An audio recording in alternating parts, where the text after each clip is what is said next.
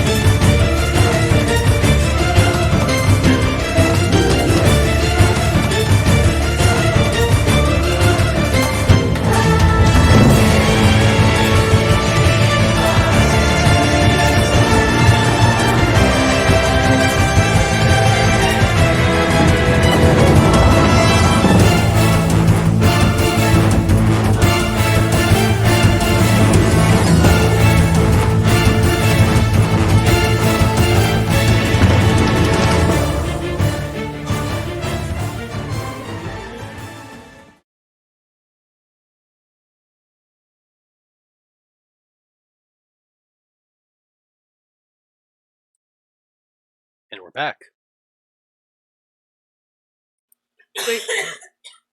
So, when we last left off, the Debauchery Circus had defeated the Duergar cattle thieves, as well as the monstrous froghemoth they had tamed. With their foes now dead, the circus seized the opportunity to explore the now empty cavern the Duergar had resided in. The group discovered a suspicious treasure hoard from under a lake, while Cameron, Fantine, and the newly named Shokan spent some time extracting it, while Blazner focused his attention on the task of extracting an enchanted warhammer out of the froghemoth's belly. This also earned the squad the diary of the Duergar warchief, who had apparently mistaken the froghemoth egg for a dragon's egg, and had raised it from a tadpole to be used as a weapon against his enemies. Freaking Duergar. Yep. With the proof of the with this proof of the thieves' defeat in hand, the circus decided to complete the forging of the weapon the Duergar had been working on. The entire party worked together as a team, and in the end the squad bonded a bit as they smithed a blazing scimitar for the druid Blazner. Apt, I know. After a bit more exploring, the circus made their way back to the town of Greenridge to return the missing animals and to collect the reward. The townsfolk rejoiced at their hero's return. Ale and wine flowed throughout the night. Blazner and Fantine delighted the crowds with a musical performance, and Cameron discussed with Lord Edmund his difficulties with his inheritance. The next day, Blazner helped out some farmers while Fantine occupied herself with the mayor, and Cameron and Shokan made friends with the locals. Eventually, the group purchased some horses and set out down the road, heading in the direction of the capital city of Northimia. And so, Debauchery Circus. You are now camped in the Greenlands, just a few miles south of Northimia. The last 2 days of travel have gone relatively uneventful for you all. If you wake up early enough, you should arrive at the capital well before lunchtime. Over the last 2 days, you've all gotten the opportunity to get to know one another. You've swapped stories, learned about each other, and discussed your plans for the future. As you all share this last meal around the campfire, a question comes to each of your minds. Who in the party would your character trust the most to keep an important secret? And since Cameron is the one who rolled it, why don't you go first?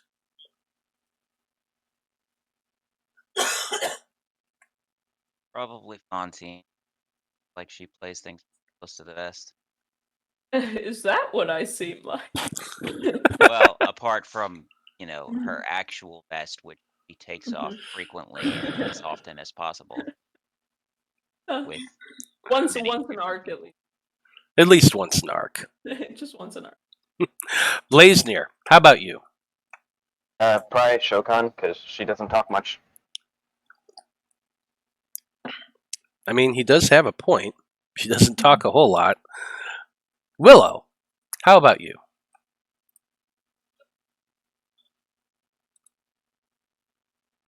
I would trust the girls, and just the girls. The gals. Gals. Guys suck. Hanging with the gals. I get it. The girls. The gals. Yeah. man hater. Okay. Shokan. Need to change your art on the slides. I haven't done that yet, but remind me to do that later this week. Anyway, Shokan, how about you? Well, with the current group, I think Shokan would probably trust Fantine a bit more than the others because she's been with Fantine quite a bit longer. So that answer may change as she gets to know the new party members, though. Nobody trusts Cameron. That's definitely fair. So, Fantine, you're the last one up. Who do you trust most? It's definitely Shokan. Not just because we've been together for a while, but because Shokan is always very level-headed, and Fantine thinks she's quite wise. Gives good advice. That's fair. That's definitely fair. Okay, I like it. So, Debauchery Circus. As I said, you are all relaxing in camp on the last night of your journey, sharing a meal, having a laugh, maybe even a drink under the stars. When a lull in the conversation gives him the opportunity, Edmund stands up and holds a hand up to speak. Over the last couple days, Edmund has spoken with each of the newcomers of the group, telling them the story of how the Debauchery Circus had rescued him from a war band of orcs, and who had taken him prisoner to ensure payment for their help in accessing Coltrast's Keep. He spoke of how Lord Veritude and his knights had slaughtered his family and taken possession of his lands, using them no doubt for some nefarious purpose that seems to be tied up with necromancy, since the group met some of those necromancers, Fantine and Shokan no doubt chimed in to tell them about how they all had originally met, what they had found in the Mistspire Mountains, as well as their adventures in Dusk Hollow against the druidic necromancers. Fantine, Shokan, one question I do have for the two of you, since you are the two original members of the party still. Do you tell everybody else about the crystal seed you had discovered in that the dungeon you fought the necromancers in? Think so. We still have the actual seed itself, right? You do actually still have a seed. It was in the. It was in a. Carrying it. Yeah, it was in the bag of holding. But you bring that out and you show it to everybody, and it I is see no reason to keep secrets. Okay, and it's a little bit bigger than a softball, but smaller than a basketball. More like about the size of like a cassava melon, really. You can it's big enough that you can hold it in your hand, but it's kind of weighty, so you really want to use two if you're moving it about and that sort of thing.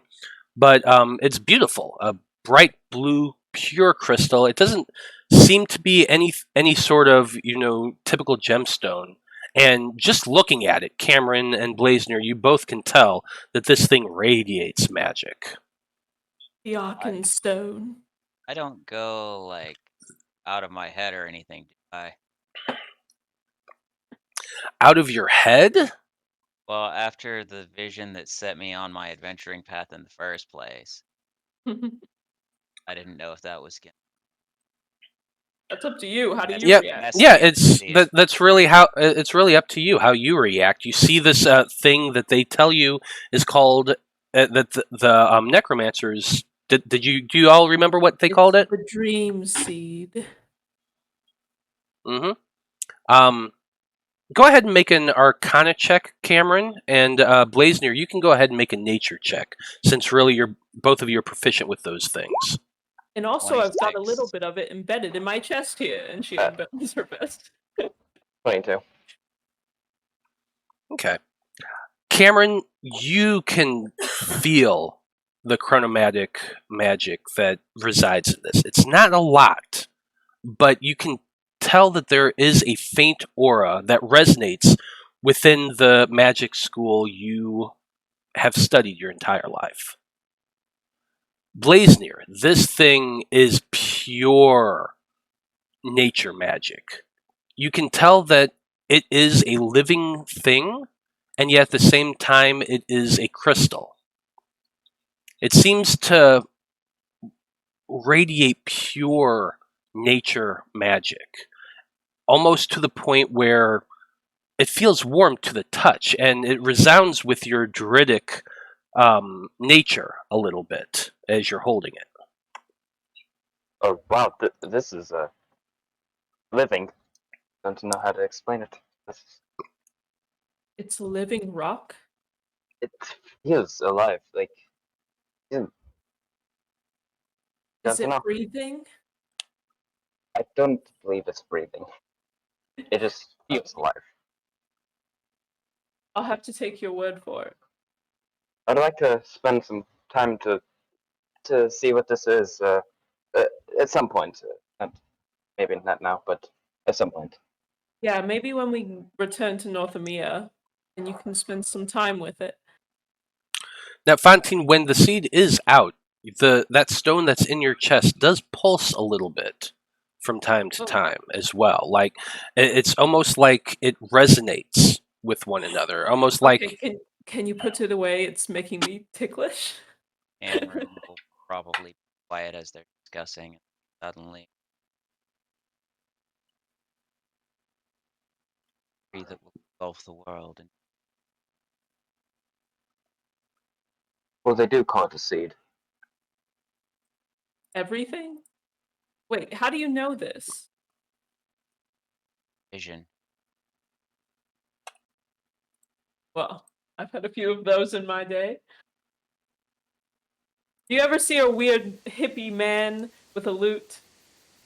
No, what I see Are you is talking about me? I have a lute. the obviously. future. No, it's a lankier hippie man. I'm pretty lanky. Even lankier, if you can believe it. Lankier than I am. Yes. I know you have to incredible. see it to believe it, but I promise my visions are very real. What I think- see are visions of the future. Well, strands on a loom, shall we say. Possible things Glimpses. that can happen, but are never guaranteed. As they wind this way and that, the rivers of fate can take many different pathways to many different destinations. I see all of pathways, but never know which shall become realized. But this was what caused me to leave my home in the first place. Seek some means of resolution so that the planet is not killed By choked this? to death by this tree ever expanding root. Well, I guess you found your destiny then.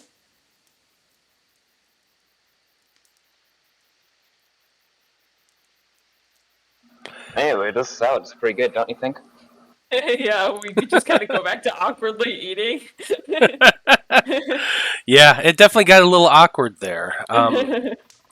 Eventually, Edmund does start talking once again, and he talks more about his time with the king and how the monarch had assigned him to this mission as a way to prove himself able to retake his lands, to show the maturity and the ability to lead.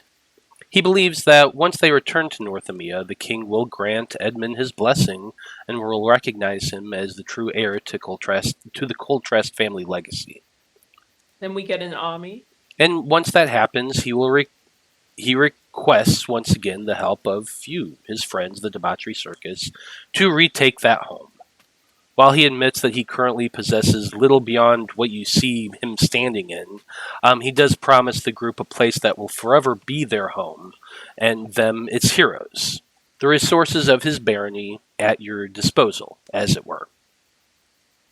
So, Debauchery Circus, what are you wanting to do?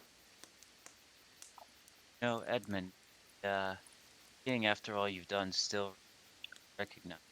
I can talk to spell to make your voice deeper, and perhaps that will assist.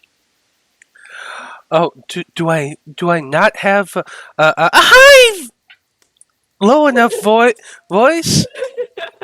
As his voice cracks a little. He's like not quite 14 yet. I think while he was giving this speech, Fantine is kind of avoiding eye contact, making kind of a guilty looking expression. Like, this all sounds so wonderful and beautiful, but she's feeling called maybe to something else. Maybe. But I don't want to say that. I don't want to say that to Edmund, because I feel like it would break his little heart. His little boy. I just heard him talking about the idea of growing and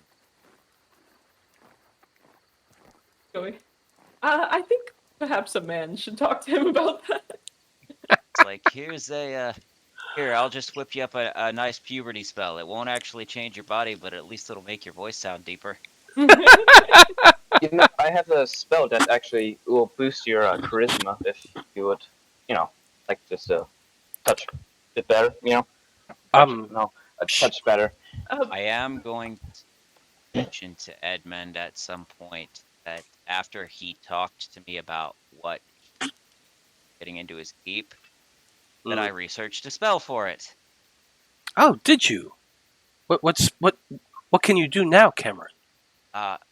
It is an ability that I read some notes my master had regarding certain kinds of dragons have the ability to shape their environment around them to, say, create natural passageways or even just shape their lair to their liking. But it would allow me to make a passage through a wall so that we could enter the keep undetected.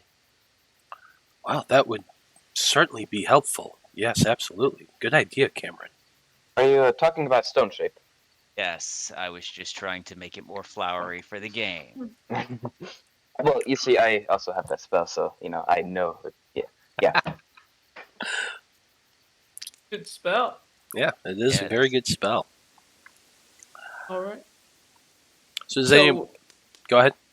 Oh, I was just gonna say this is the eve before we finish our travel, right? Yeah, you can arrive in Northimia fairly early in the morning, 9-10 o'clock ish, and go from there. Now, obviously, you do have to report in to the king to let him know that your mission is complete and to kind of release you from his servitude. But beyond that, the city is entirely yours.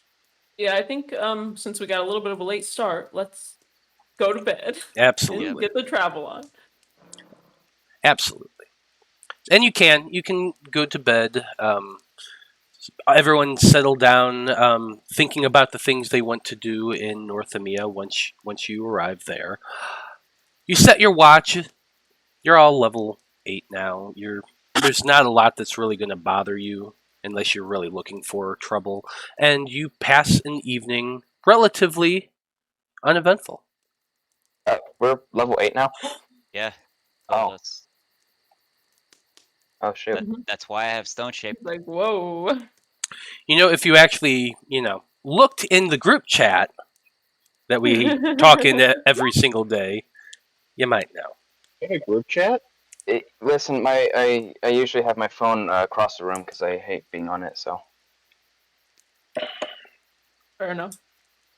But anyway, the next morning, you all wake, have a nice breakfast, and set off for Northimia. And you arrive, as I said, relatively early. You arrive to find the city in full clamor. There are just as many guards posted outside the city gates as there have been the previous times you've passed through.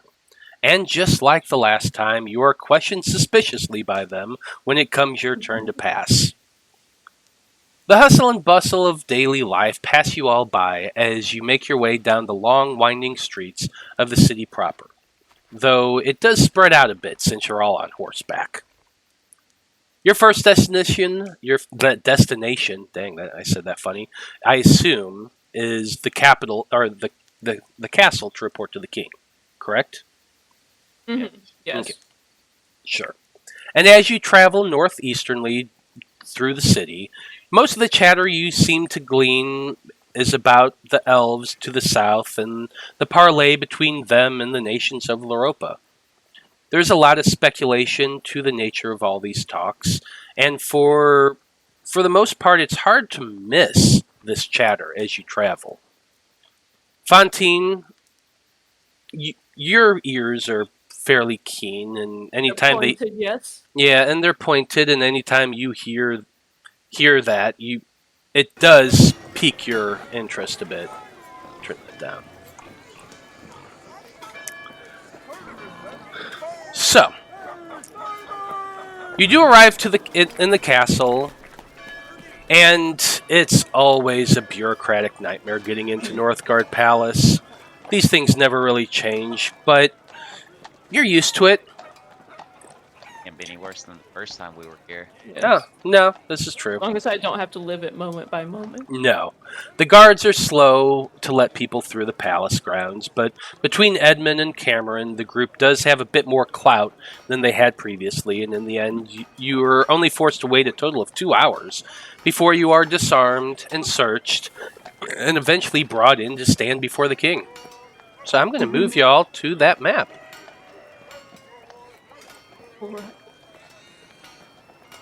Just for the fun of it. The throne room is much the same as it was the last time you were here. Though Shokan, you do notice that the door to the Chamberlain's office still remains off his hinges. The king sits regally upon his throne, high up on the dais. He is clad in the exceptional finery of a monarch, and the gleaming gold crown rests comfortably on his brow. At the bottom of the stairs, there are 2 men standing at either end. One most of you do not recognize, but another that you do. A familiar halfling wearing purple robes trimmed in teal stands to your left, directly between you and the king. Cameron, you recognize this man as well. He is Allard Palestep, the head wizard in charge of the Magisterium and the Institute Arcanum. The Magisterium, as you know, is the Council of Wizards who oversee the research and development of magic in Radagast. Your instructor at the Institute was once a member of that council, but that was a long time ago. The other man is a tall and thin man with he's a human with long brown hair and a thick mustache. And he presents you all to the king once you all arrange yourselves on the carpet in front of him. The king says, "Welcome back, Lord Coltrast. You as well, Debauchery Circus. Your ranks seem to have grown since you were last before me." And he looks directly at you, Willow. "Might we know your name as well?" You there, John? Yeah, no, I'm here.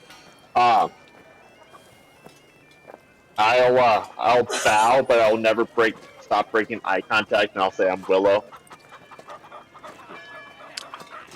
Very well, very well. Well, since you all have returned, I assume you have been successful in your assignment? Yes. Indeed, Here is we a have. journal of the Durgar leading, heading up the thievery. Yes, turned out it was a bunch of underground dwarves who needed animals to feed to their weird pet. The king sniffs at this comment, and that thin man with the big mustache comes over and takes the journal from you all, and steps back and taps it against his hand as the king saying, "Well, very well." He stands up from his throne and looks out over all of you. Debauchery Circus.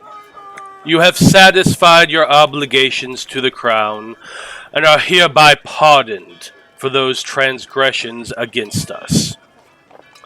As such, you are permitted safe travel through our kingdom with our blessing. The king turns his attention to Edmund, and he says, Lord Edmund Coltrast, the crown recognizes your achievement on this quest, and we find your dedication to the mission to be admirable. You have proved your willingness to put yourself at risk to prove your suitability, and we stand witness to this feat. This proof, combined with the records provided to us by the Erudite Conclave, are enough in our mind that you are indeed the issue of Baron Ellington Coltrast, and as his only surviving heir, we acknowledge you as the rightful ruler of the lands of Coltrast. We declare that Bernard Veritude, I can't say that name well, Bernard Veritude has no rightful claim to those lands. Edmund, of course, is smiling at this point, and he says, thank you, Your Grace. His voice kind of cracks a little bit as he I look over bows. at Edmund and give him like one of those thumbs. And he sees that, and he definitely gives you a big smile as he's bowing. I can give you the charisma spell if you'd like it. A little late for that. Yeah, it's a little late for that. A rider will be dispatched to Coltrast Keep forthwith, summoning Lord Veritude to Northimia to answer the charges you've leveled against him. Until that time, our court will extend every courtesy, Lord Coltrast. We will speak more on these matters soon. Edmund bows again and he says, Of course, Your Grace. Thank you again.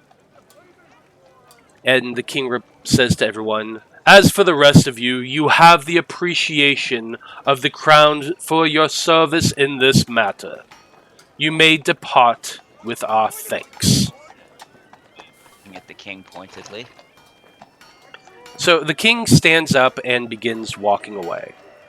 But as he does that, you are approached by Master Palestep. Okay. The halfling master wizard of the Magisterium is a fairly comparable height to you, though the bulk of his purple velvet robes tend to make him seem much larger around than he actually is. His face is rather squinty and pinched, and he has a ring of white hair around an otherwise shiny bald head. He gives an ahem as he steps towards you and gives you an impatient scowl as he looks directly in your direction. Cameron. I'll walk over. Yes, Mr. Hawthorne, is it? The king has made me aware of your request for aid, and while I find this highly unorthodox, I have acquiesced to the king's request and have granted you access to Senior Wizard Delmirev's private office and laboratory. Excellent. Though what you hope to find that our senior investigator could not is quite beyond me. Still. Well, as you were disinclined to acquiesce to my request, I would think that you were probably disinclined to take any interest in my investigation, whatever it came up. And he looks at you rather irritatedly.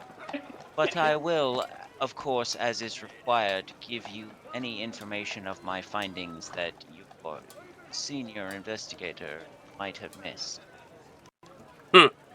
And he kind of ahems and gives this big old sniff, like he wants to just smack you, but he's trying to play polite in front of the king.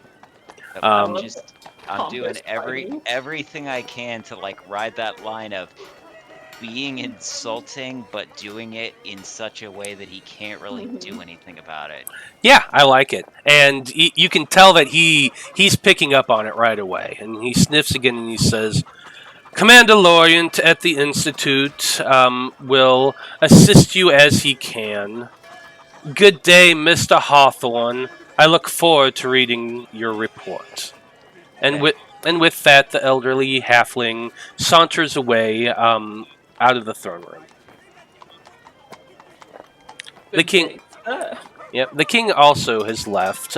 Edmund, while you were talking to the halfling, Edmund is currently talking to the tall man with a big mustache, and he's stepped away from the party. He sees you're glancing over at him, and he walks over and he says, "Yeah, the king has invited me to speak with him privately, so I'm going to stay in the castle for a little while. Could we perhaps meet up again tomorrow morning, say maybe for lunch?" Sure, Excellent. Edmund. Where would you like us to be? Let's go to our usual spot. Yeah, if you are going to stay at the inn that you have been, I can just find you there tomorrow. Will that work for you? As my character goes, sure, having no idea where the usual spot is. Well, so you all you met the rest of the group at a inn Oh, okay. at the Harlequin's Giant, I believe it's called. Yeah. Love that. They have the best French fries. They do. They totally do. They're okay. They're just, honestly, they're a little They're too so greasy. thick and very starchy. But okay, but yeah, I'll meet you tomorrow for lunch at the Harlequin's Giant, and we can talk. I can tell you what the king has told me. Okay. Okay.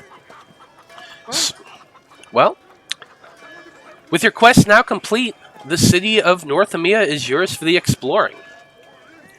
As I said, Edmund's going to meet you tomorrow for lunch at the Harlequin's Giant, but until that time, you can accomplish pretty much anything you'd like to do. So, Hey, Matt, yeah. you ever figure out why Blaze Near wasn't showing up under the player characters? Well, I'm not the player character, obviously. I'm the final boss. I mean, Oh no. what? Willow and Ichabod are That's why both he wants there, her. but I don't see him. I see him on mine. Oh, cool. Yeah, Do maybe you see he's it now? not visible to everybody. Yes, I see it now. Yeah, it's just he wasn't visible. That's all it was. Leisnir, are you occupied at the moment? Not at the moment. I'm standing right in front of you. Yes, I was more asking regarding your time. There is a particular kind of magic that I am going to go look for, and I figured your expertise might be of assistance, considering it is somewhat natural. Well, I can work with someone natural, I believe. Let's see what it is. Excellent. So, I am going with Blazenir and going to attempt to see if we can find anyone who knows anything about magical tattoos in the city. Interesting. Okay, so all of you are heading out of the castle right now, and just as you step out into off the grounds and into the streets itself. Cameron and Blazenir are over there talking about finding a tattoo artist. What does the rest of the group want to do?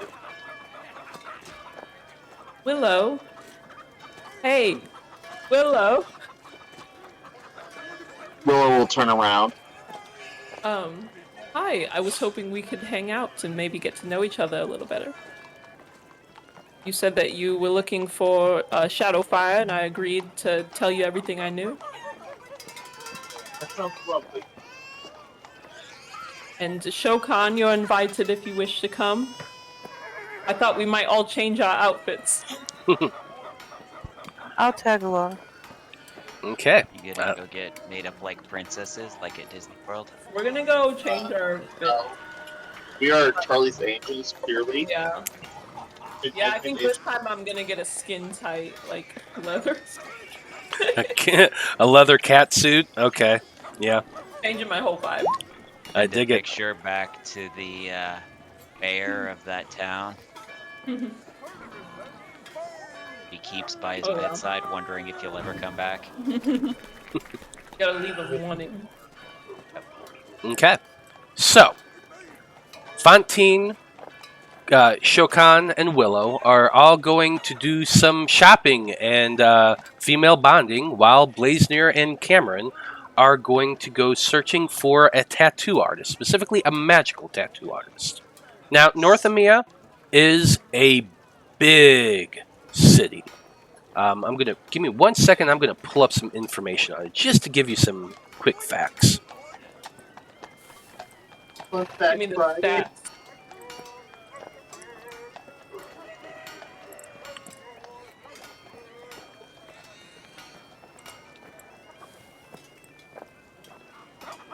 Okay.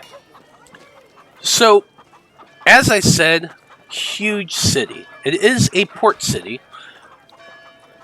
The population itself is probably around 37,000. Lots of human and pretty much every other race you can think of.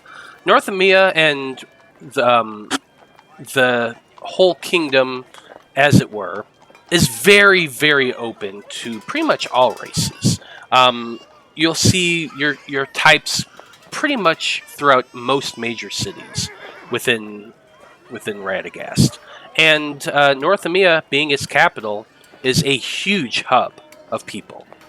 You can see dwarves, gnomes, halflings, tieflings, pretty much everything that you can think of as far as prime material plane that exists in Loroupa. You'll see representations here.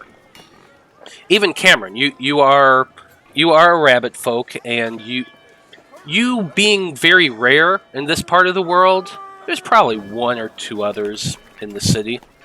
Oh, that's pretty neat. Yeah. But yeah, the city itself is huge. So here's my question to you. How are you finding a tattoo artist? Specifically a magic one. Well, I've spent most of my time in the Institute Arcanum, so I figure if nothing else, they might have some knowledge of a starting point. So are you heading to the Institute first to ask about Sure. it? Okay. You can do that, and it probably takes you about an hour to go from the castle to the Institute, but you are very familiar with the city and the Twisting Spire itself, and it doesn't take you long to ask around. So what I'm going to have you do is make an investigation check with advantage, since Blazenir is helping you out, search, and you're asking around at a place that generally knows what's going on magic-wise. That's a 28 with a natural 20 roll. Very nice.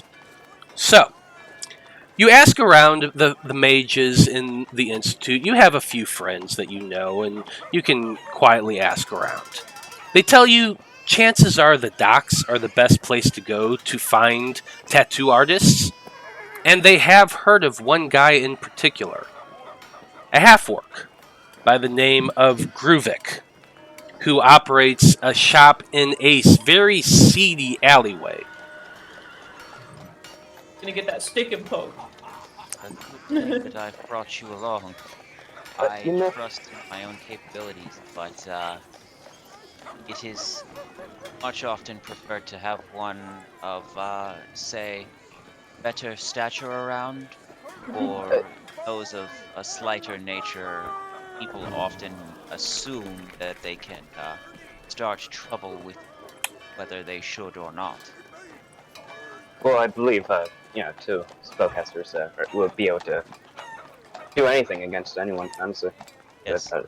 Anything against anyone. Yes. Write that down. Listen, I am very tired. I'm just basically, like, obviously we can handle ourselves. I'm just saying, like, people have a certain nature about them that if they see somebody who's, like, small or appears weaker, that they're gonna automatically assume, oh, yeah, I can just start some shit with them because, they're obviously someone to be taken advantage of. And not that we couldn't handle ourselves, but if we can avoid having to deal with all of that rigmarole, so much the better.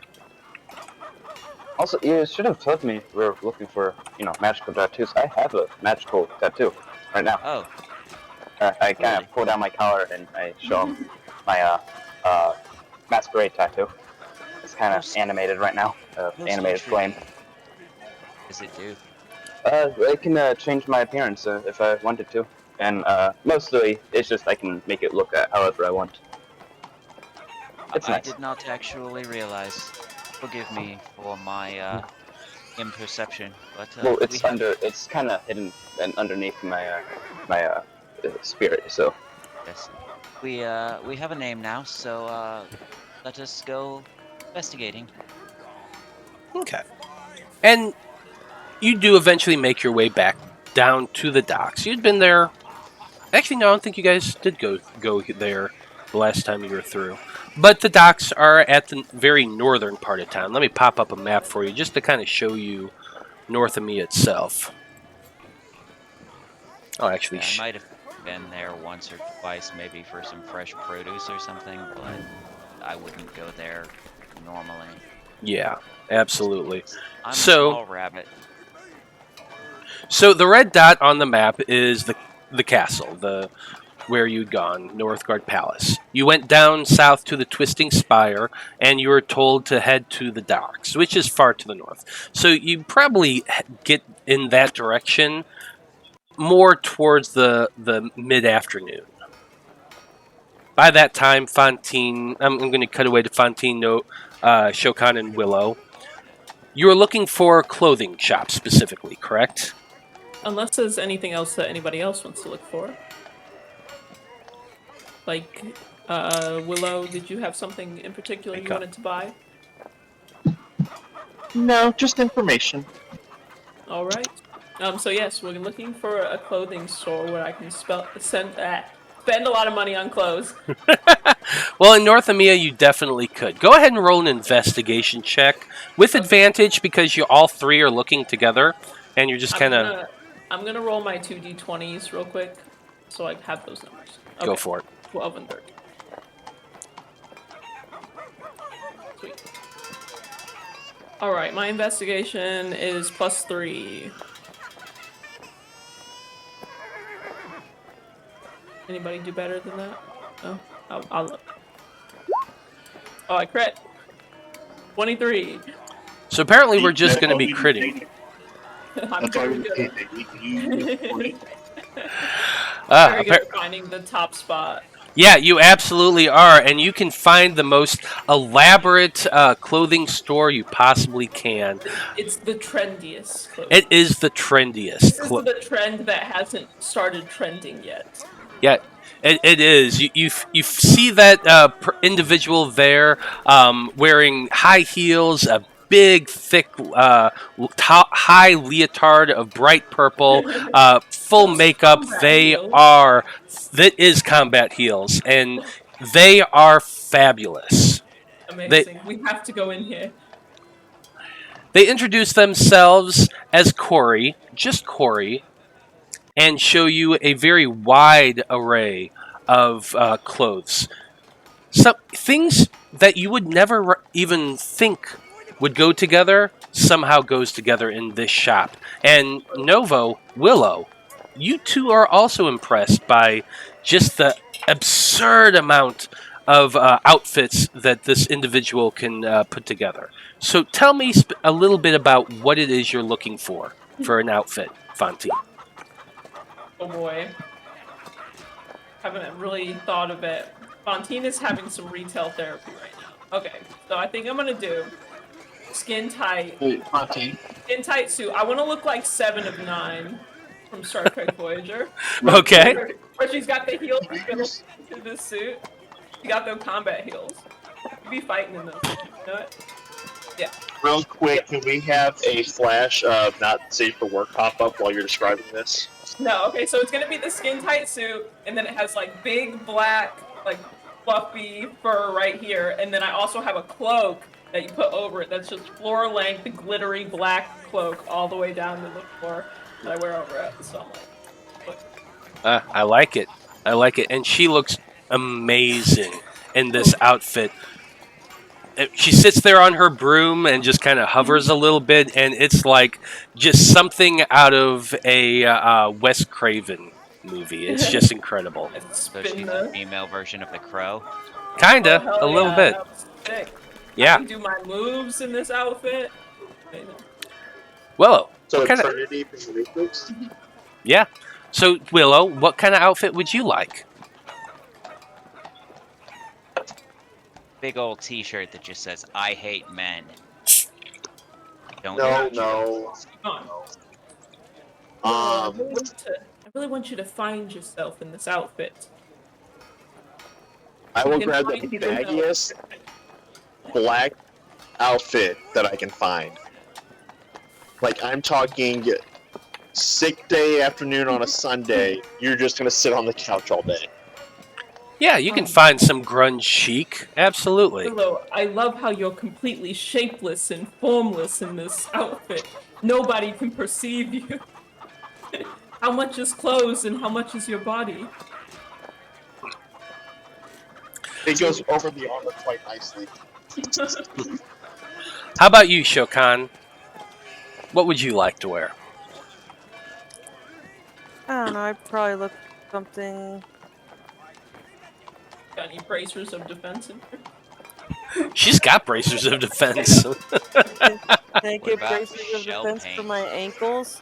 Can I get anklets of defense? I don't think it works that way. Anklets of defense? I'd probably look for something kind of more down to earth, monk-like. You could find some nice looking robes Something and with purple in it. yeah, nice purple robes that are comfortable and fit you right, but still allow freedom of movement. Maybe something with pockets, because you always got to have pockets. Turns out it's actually one of those robes you get from a spa. Yeah, someone stole it from a spa and just sold it, and they found it was like, oh my god, I can make clothing out of this, and that's what they did. I find like a black eye mask and I'm like, oh, Shokan, you should try this. I'm so in. Give it to you. Maybe if it was a purple eye mask. Oh, look, they have a purple Oh, one. Sure enough, they do. The shopkeeper, Corey, they pick up a purple mask and hold it up, and it just fits perfectly. It gets right on there. Amazing. It starts looking like tuxedo mask, but then it has really long cloth, so you can tie it up in the back and kind of wedge it a little bit and cinch it, and you got an amazing mask.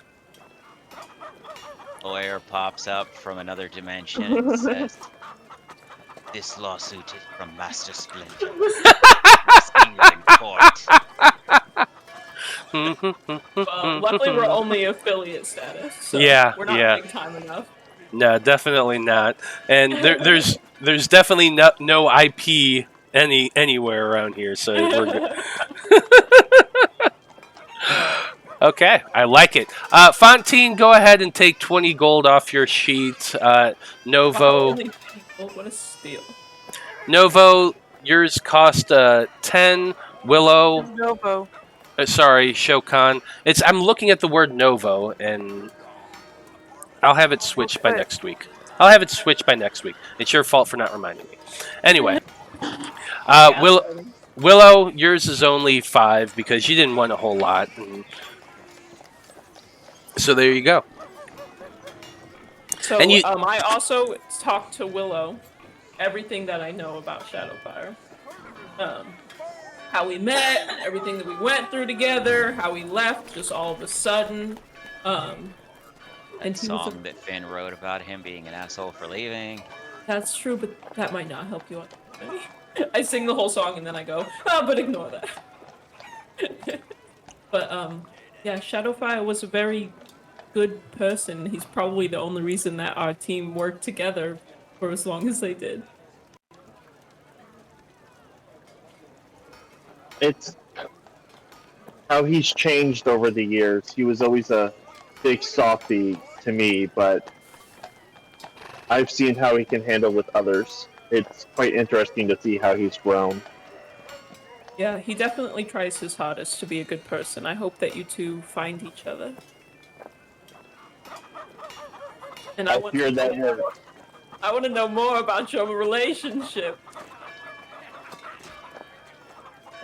Well, it started off, we met when we were kids. He was my bodyguard. Mhm. I was not really hired, but more forced to work for the Rogues Guild as a spy. And then I will use my transform, showing them that that I'm a changeling. I'll change into an orc's hand, and then I'll go back out of it just to show you guys.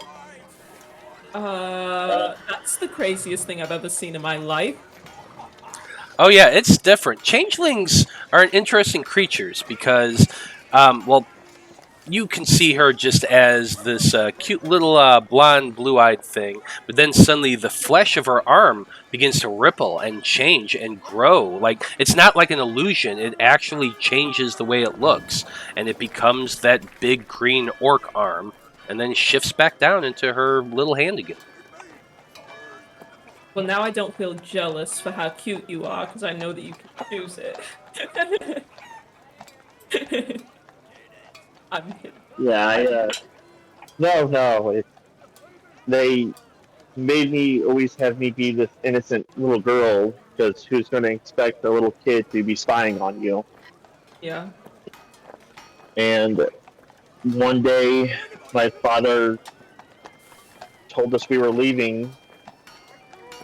They grabbed some stuff, and Shadowfire kicks down the door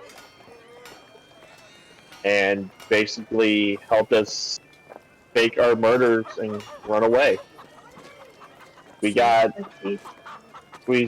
and father lived for about a year without seeing anyone, of looking over our shoulders, until the Rogues Guild caught up with us.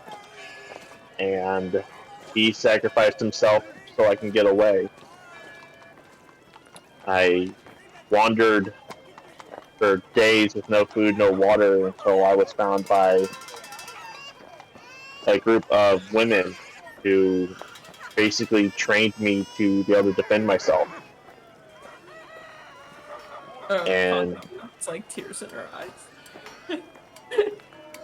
I love basically,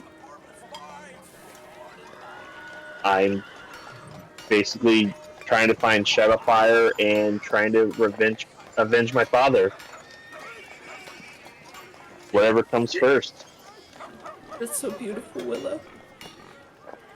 Well, I hope that the information that me and Shokan are able to give you gets you a little closer to finding. We'll find each other one day. I just hope the guild doesn't get to him before I do. Yes, I had a friend who was looking for his love, and he didn't get to do that. So I just hope that you don't suffer that same fate. Lovers should be together. That's all. But enough about me. This is girls' time. Let's go out. I'll grab them by each of their arms. I'll make myself roll throw a little bit in the ankles so I can actually go arm in arm with you guys. It's gonna get huge. That's gonna be very unsettling, but okay. I like it. So as the ladies leave the shop of I Corey, have that beautiful girl moment. yeah, absolutely. And you leave the shop, Corey. They seem to be waving you off and says, "Have a good time, ladies." And gives you one of those Thanks, little. Corey. Oh When yeah. you get off work, you should join us.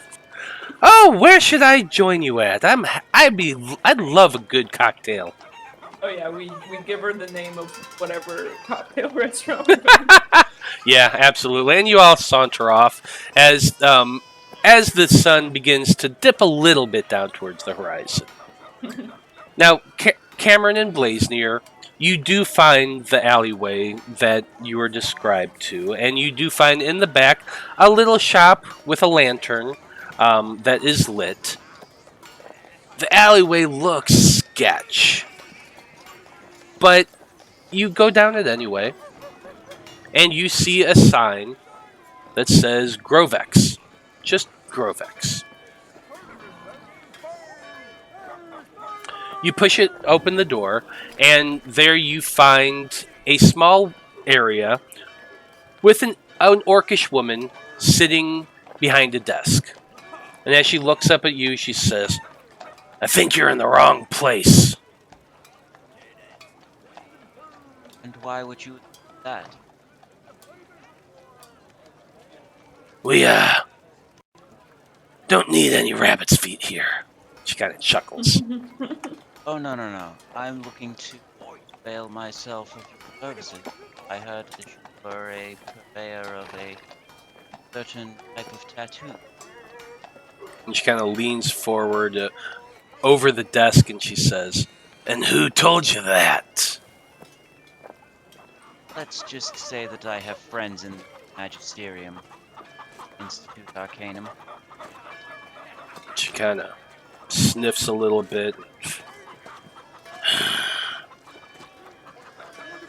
"Grovek!" She just yells really, really loud. And a few minutes later, from the back room, another half-orc comes stepping out. When the door opens, you do see a small room with a little bit of a table and a chair, and quite a huge wall full of nothing but inks of different types. The orc looks down at you, looks up at Blazenier, because he's head and shoulders taller than you. You're tiny and he's huge, and he's just like, "I don't do wedding tattoos." We're not. That's, Not what I'm looking for, sir. why would you even think that, honestly? That doesn't even, like, no offense, Cameron, but honestly. And the half-orc just laughs. He sees both of your discomfort, and he's just laughing, hitting his hand on his thigh, and just, you should see the looks on your face. Yeah, it's probably quite entertaining. I've done that a couple of times, but can you please help my friend out? Humorous. "Oh, it's you. You want me to work on you. Are you serious?" If you are possessed of the guilt, do what I am after? Absolutely, yes. "Depends on what you're after, I suppose." Well, see, I find myself with magics enough to make it so that I can see in the dark. But to be honest, it's a bit of a hassle, and if I were to, say, be caught unawares, one would scarcely have the time to put such magics into place before enemies could be upon me, and I was hoping you might have something to remedy that. "Oh, you want that kind of tattoo?" And his demeanor changes a little bit after you describe this. Go ahead and make an insight check. Can I also make that? Yeah, go ahead. 16. Oh, wow. 10. Oh. So, Cameron, the sense you're getting is that now that you've described what you're looking for, he's not. He's not. He's taking you a bit more seriously. You can get with a 16, but he also seems to be weighing you. Like it, not so much like weighing your personality, but he's looking you over, trying to decide how much you weigh, how tall you are, that sort of thing.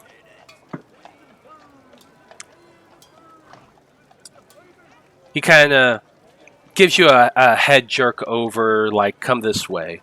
And he leads you back into his little studio. The studio itself is actually really interesting. He has an easel and canvas, and he apparently has been painting. He has a half-finished portrait of what looks like the cityscape of Northimia done on the easel. There are jars of paint all over, tons of types. Some of them scintillating, some of them more opalesque, some of it just your straight matte colors. You see a large blade, thin, almost like a rapier, but long. More like the length of, say, like a drumstick. On what I would describe as a sword stand. He has various other implements, tiny little licking needles, acupuncture-style needles, an entire array of body jewelry and body modification supplies.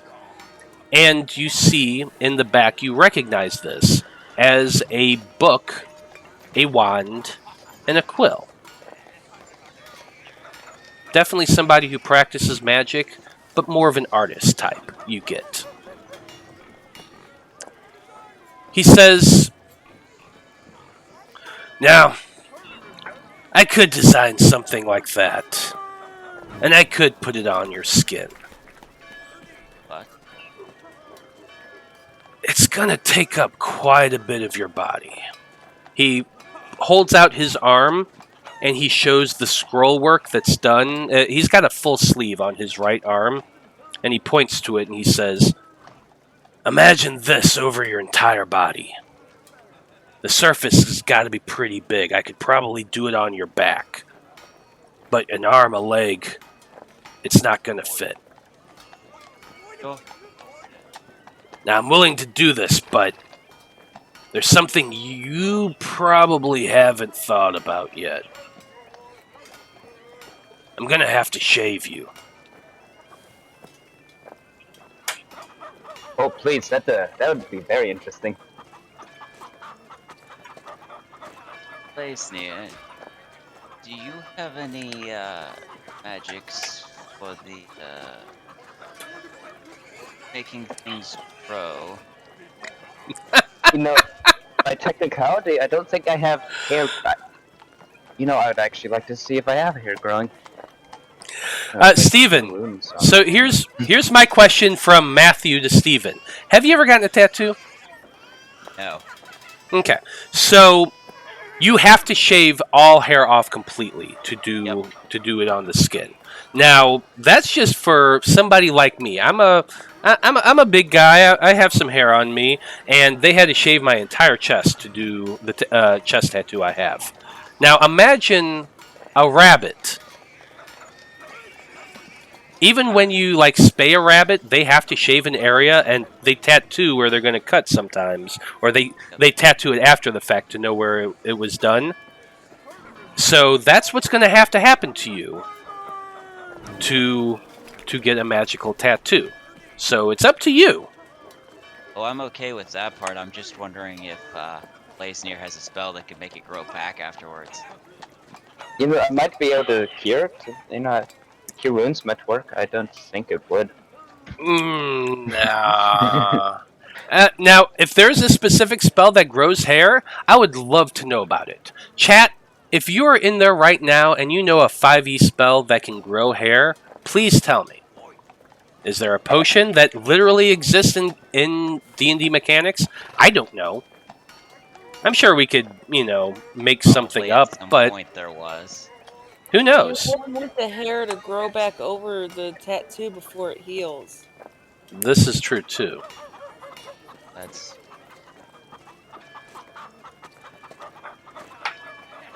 I suppose I can simply protect it. Hold on. With these tattoos, I have a slightly magical one myself. Now, I believe I'm able to unattune to it and get just a needle and attune it back by touching my skin. Is that not how this tattoo will work? So the way the way tattoos work in this world is it's more than just you don't just touch something and it magically gets there. It's an actual tattoo that is worked into the skin, and then as they're doing that, they cast the magic into it, and that magic forms into the tattoo to become the permanent tattoo that it is. But there is physical work that is involved in the tattoo. It Well, would have I'm happened asking- for years, the same way. So does it not? It's not an attunement thing, or? It is an attunement thing because your body has to naturally attune to it, but it's not something that I can just. It's not like a press and peel tattoo where you can take it off and put it on something else. Yeah, Alright, he's saying there's like more work involved. I see. on there. Well, then that's just how it says in the Yeah. tattoo thing. So Blood from a Stone in chat is saying a wish spell would work. But since you probably don't have access to that, you might just have to join the hair club for men. Yeah, Ba-bum. I tell him that I understand, and as long as I've got something that I can, put on my back to protect it while I'm, so that I don't have to walk around without my coat on. You can put your clothes back on, but once I apply the tattoo, and he holds up a little jar, you're going to want to put this salve on it a few times a day just to protect it and let the skin heal naturally. That's fair. After a few weeks, your hair will start to grow back, and you'll be fine. And Sneer, I would enter into a small contract with you. What is this contract? For the joy of getting to see a rabbit shave, I would bid you assist me in applying this salve as needed. Okay, I'm fine with that. I've played many a salve in my day. Basically just, I probably can't reach all of the areas that I need to put this stuff on. So in exchange for you getting to basically making this so weird. pass It's like you just get a tattoo. Alright, yeah, sure, and I was also gonna, because it's probably gonna hurt a bit, so I was gonna give you a bit more, I don't know how to say this without using Constitution, but give you a bit more Constitution. there. So, Mr. Tattoo Artist, would you like some, to be Dexterity? I can, give you both something, so it's easier for both of you. The half-orc shrugs and says, "Sure, why not?" Now, Cameron, real quick, what was the actual name of the tattoo? It is the Shadowfire brand tattoo. I can't. I got it. Okay.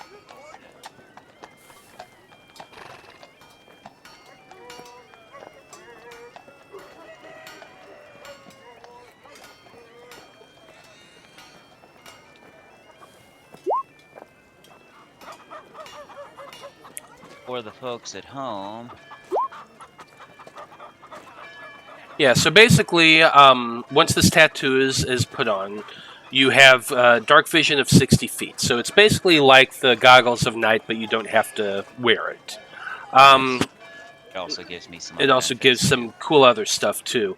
When you take damage, you can use a reaction to become insubstantial for the moment, having the damage you take. The reaction can't be used again until the next sunset. So that's a once-a-day thing. Yep, an advantage on dexterity stealth checks. Where's that at? See the first Underneath two. The bit about dark vision. Ah, there it is. Yeah, you gain advantage on dex stealth checks. Nice. Okay, so yes, he is willing to do this for you. He does have the proper inks and that sort of thing. He does tell you this tattoo is going to cost you 5,000 gold. Sure. You have 5,000 gold just laying about. I don't. Oh, Well, that's just surprising to me, honestly. That's wow. I need to rethink my occupation. Go on. Be a research. Well, how much gold do you think you have, Cameron? I'll have to. Hang on just a second.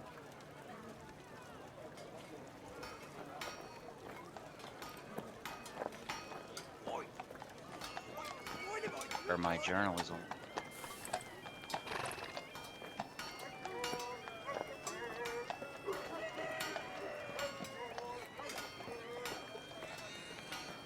Excellent.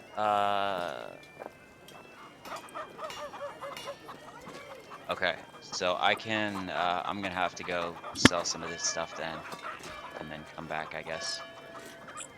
Okay.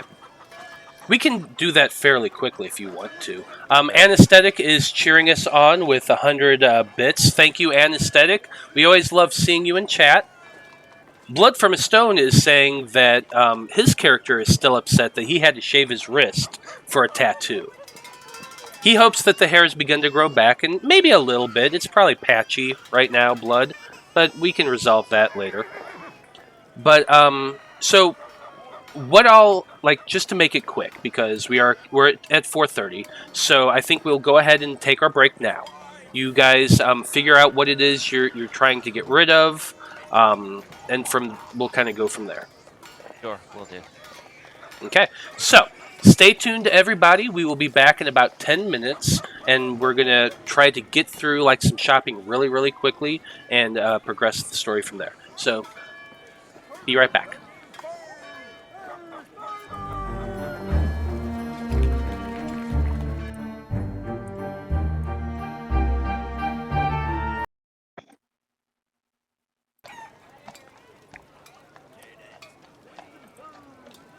Everybody make sure you add that extra money. I guess at this point mostly means Glow and Blade. Comrade. Yeah, hopefully they're all present. Yeah, I got it in there. Yep. Okay, so we are back. And when we last left off, the group was trying to buy a few things before heading out for the night. Cameron wanted to get himself a tattoo. So, for the sake of expediency, the group probably went out, sold their things, spent the day doing that. The next day, that evening, Cameron was able to do his tattoo. It probably takes most of the night, the afternoon and early evening. And you all meet up once again in the inn, the Harlequin's Giant, and meet up for drinks and whatnot. Cameron, you now have your tattoo. And everyone else had their evening of shopping and merriment. And so you are all back in the Harlequin's Giant, chilling, having some drinks, laughing amongst yourselves. So, is there anything else the rest of you want to do in this evening? I did have some things I wanted to buy. Yeah, absolutely. Not very much. So I wanted to find some sort of jeweler shop to get a lot of diamonds, 500 gold pieces worth. And then I wanted just jars of insects for the spell giant insect, so I don't have to find insects, wherever they are. Buy a bug collection. So you're wanting to buy a live bug collection or a dead bug collection? Just out of curiosity. I think it would have to be live. Don't know. Sure, why not? So you can find somebody who sells diamonds. they tend to be kind of expensive here in Northimia. You said you're looking for about a 500 gold diamond. You can find one at a local shop. It will cost you a bit more. It's actually going to cost you 600 gold in total to get a gem that you know is going to be worth 500 gold. It's a steep markup, and you're kind of frustrated by that. Alright. And I'm assuming that that price is actually me assuming you spent some time arguing and haggling to try to get the price down a bit. Mm-hmm. I'm just trying to cut through it quickly. Yeah. Jars of centipedes, jars of spiders, and a scorpion. Now, I'm not going to lie. I don't personally think anyone in a medieval city would just be selling random vials of or jars of bugs, but for the sake of expediency, absolutely. You can buy all that shit for 2 gold. This is a big city, gonna say, so if there's a weirdo out there. If they're not actually giving you a price for them in the spell, because I assume they're spell components, as long as you have a spell component pouch, you have them. Yeah, I've never been trying to... Ingredients. I just didn't think I would have living insects in that. It's a catch-all. You just lift It's up a weird. nearby rock.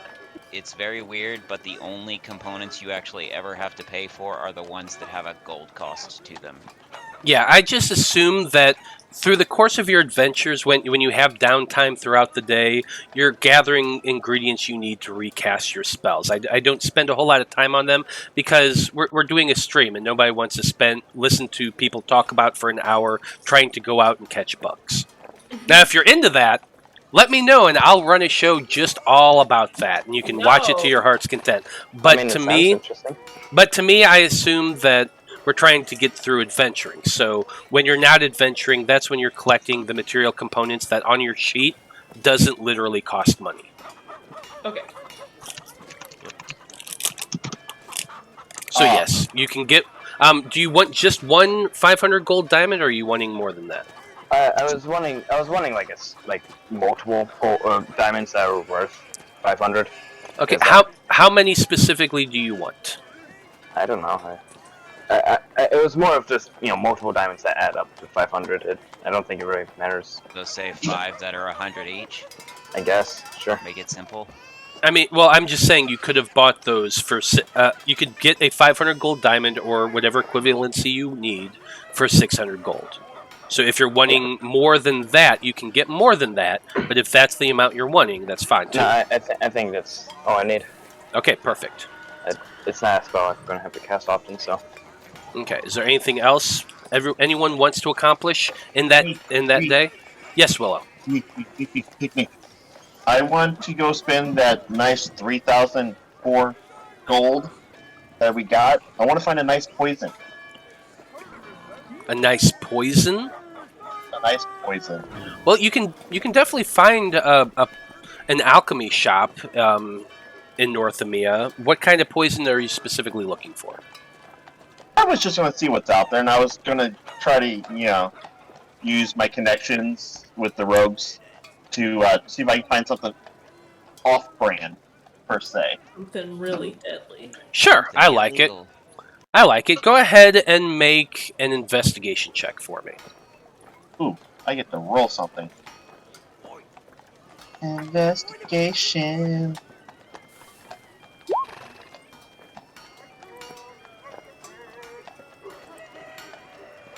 And I got a soft 20.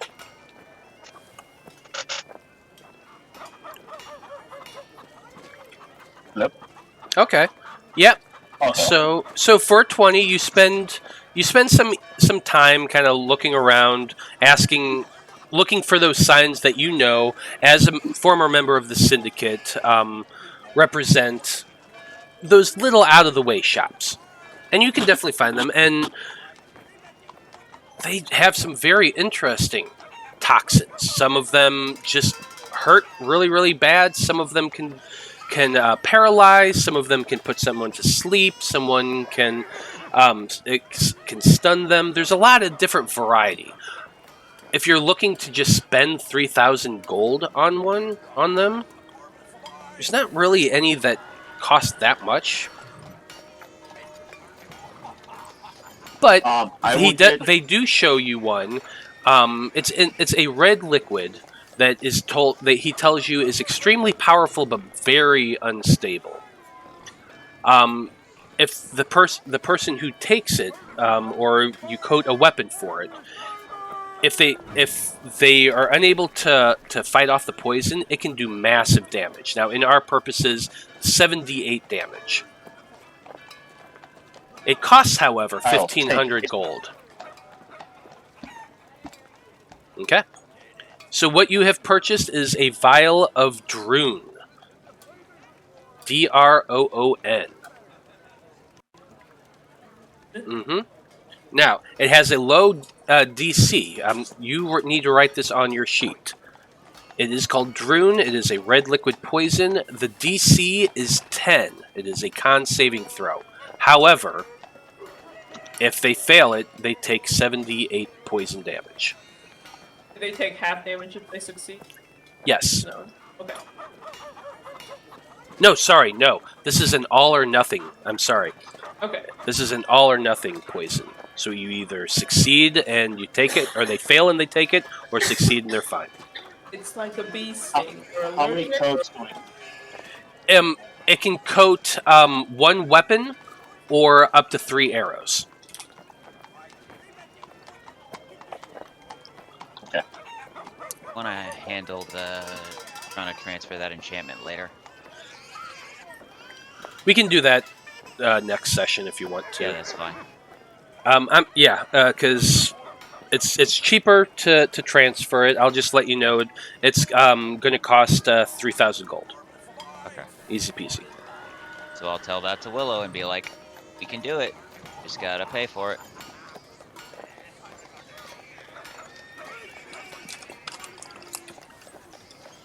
I'm confused. To transfer this Warhammer's ability to some holy energy and transfer it to your sword instead. Okay, sorry, I was like, where did A go to B? But okay, that sounds good. Now, Blood from a Stone's chiming in, and he doesn't think that the poison is a very good deal. Yeah, I have my own opinions on that sort of thing, but it's... Yeah, 1,500 your all or choice. nothing for 7-8 damage once, or potentially times. I'm happy with it. That's a lot of money. It's his money. Doesn't say, look at Shadowfire. I mean, he had how much gold saved up at the end of the game? Like 10,000. And I will point out there are other poisons there. That's just the most expensive one that you asked about. I'm a woman of fine taste. I also want to get the poison of sleep. Okay, the poison, the one that does sleep, is 250 gold. It's not nearly as expensive.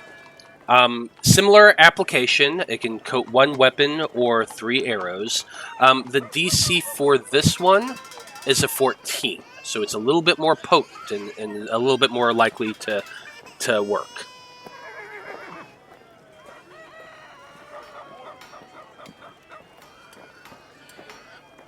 Yeah, that's actually kind of the point, Blood from a Stone.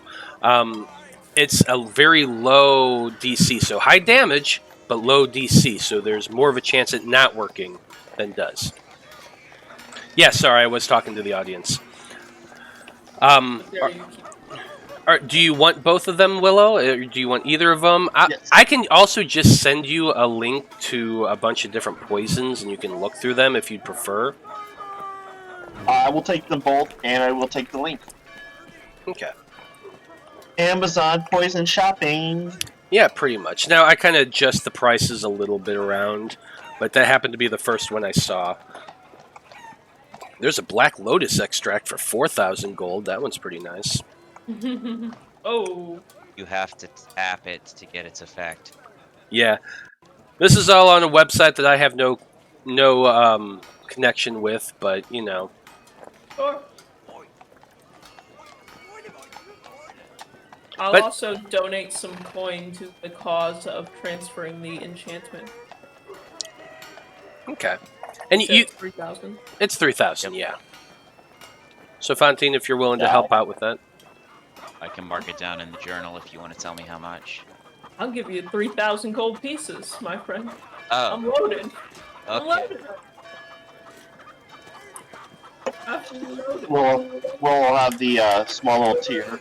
I give it to you because I know how hard it is to put up with men on a daily basis, but if you would stay with our group and see this through until the end, this is the kind of hospitality you can expect. As long as you never leave me. I've been left by enough friends already. Oh! Fantine Friends? grimaces. You just met her. Hey, we are It's called a sisterhood. Yeah, maybe if you were nicer to people when you first meet them, you would be friends with them. People have a long history of stabbing me when I first meet them. Is it deserved though, Blazner? Tell me. No, I'm just a bard. It's just, it's really. There was some beautiful music that you made last night, so. Oh, thank you. I I'm can do taking some juggling as well, but it doesn't matter. Okay. Alright. So other than shopping for the poisons, Willow, you can look through them and tell me if there's anything that sound interesting. There's some kind of cool ones in there. But we'll do that.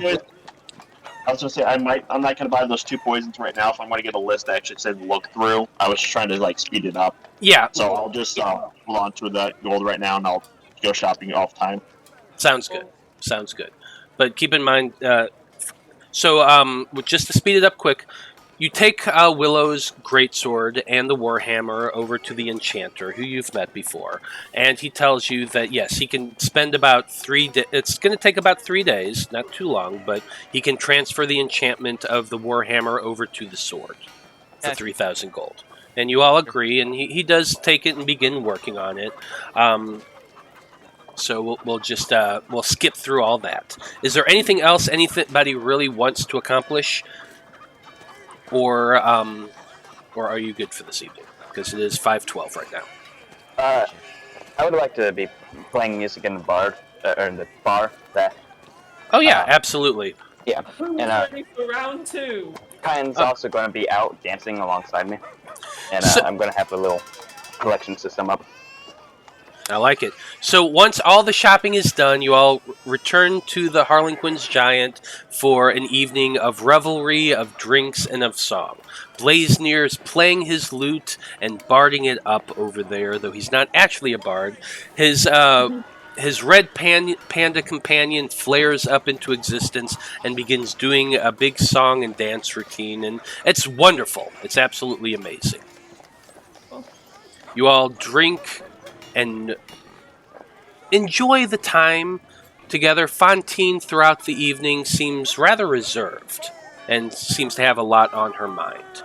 But the drinks flow, attention spans tend to wander, and you all have a very enjoyable... What's that?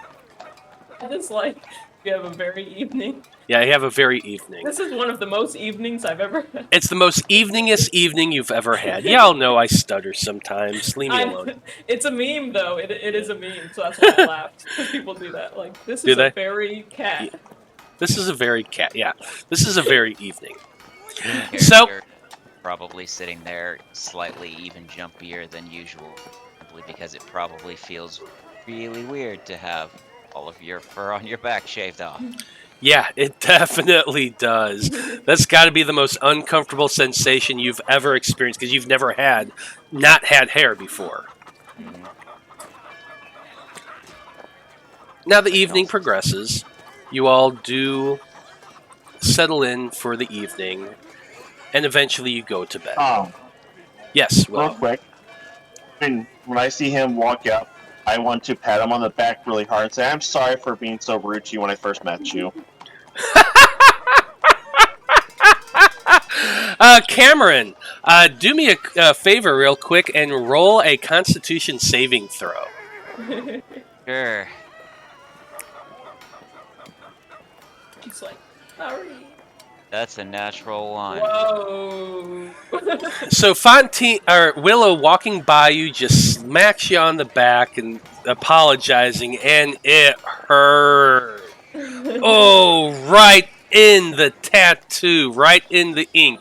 And it bled, it hurt, it puffed up afterwards. It's probably red and inflamed right now a little bit because your tender rabbit body has never experienced this kind of trauma. And oh my god, it hurts. Willow, what's your strength modifier? That'd be a 4.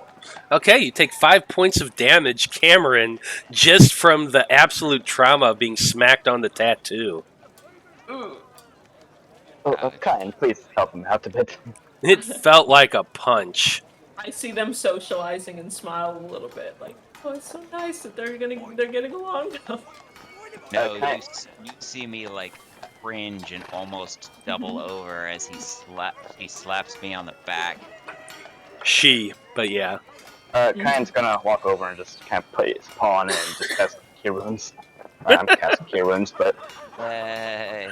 And There's a lot of... Ooh. yeah, the red panda comes running over, lands on right next to you, puts a paw on your back, and you just feel this healing surge. And the pain begins to go away. And probably a little bit of the pain from the tattoo does, too. Hey for a red panda. He'll do a real flip and kind of just, walking on the air and come back to me and start dancing again. Definitely. So does anybody want to do anything else before they turn in for the evening?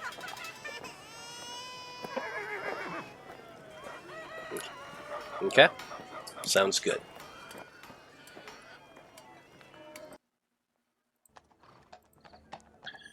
Okay. All of you find your way to your rooms. Rooms aren't too expensive here. It's 2 gold a night. So you can mark that down on your sheet, everybody. As the evening finds its way to its inevitable conclusion, all of you retire to your rooms, lay your heads down, and go to sleep. But Fantine, I stay up crying. you do.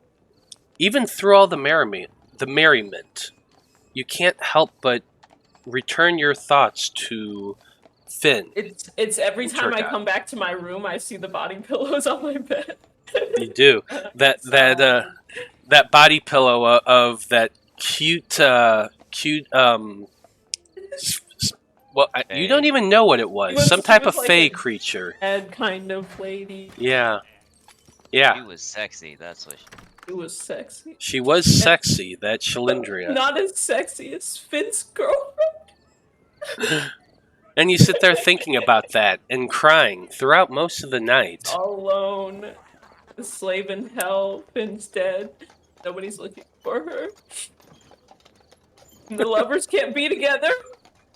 And then I think about Willow and Shadowfire and how the just like ships passing in the night, missed connection. And then I cry some more.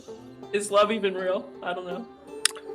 And as these thoughts are kind of filtering into your mind, you hear a sound. A song. The twing, twing, twing of a lute. And at first you think, is Blazner playing? Why would he be up this late? It's so late. I can't believe they're still going. You walk down the stairs into the lower level of the inn, which is quiet. Not a soul is in sight, except for the bartender, who seems to be hanging out behind the bar there.